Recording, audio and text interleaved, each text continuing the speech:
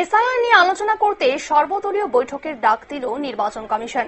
আগামী 29 আগস্ট সর্বদলীয় বৈঠক। বাংলার স্বীকৃত রাজনৈতিক দলগুলিকে চিঠি কমিশনের। এ নিয়ে বিস্তারিত জানবো। টেলিফোন লাইনে রয়েছে প্রতিনিধি শেখ মনিরুল। মনিরুল, কি জানতে পারছো?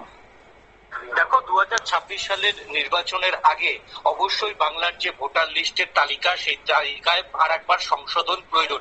সেই সংশোধন অবশ্যই করবে নির্বাচন কমিশন। কিন্তু এই মুহূর্তে আলোচনার বিষয় হচ্ছে এসআইআর। এখন এসআইআর নিয়ে নির্বাচন কমিশন একটি সর্বদলীয় বৈঠক ডেকেছে।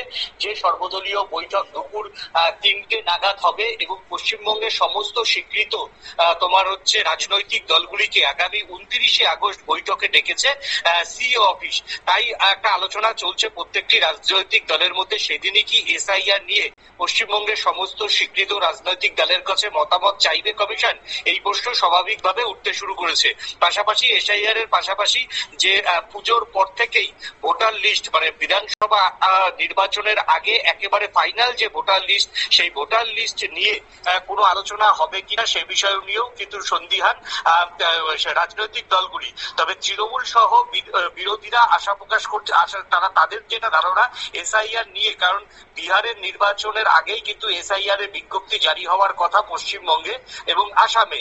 তাই হয়তো এসআইআর এর বিজ্ঞপ্তি জারি করার আগে সিইও অফিস থেকে শেষ পর্যন্ত আরো একবার স্বীকৃত রাজনৈতিক দলগুলির সঙ্গে আলোচনা করে নিতে চাইছে সিইও অফিস। ধন্যবাদ মনিরুল।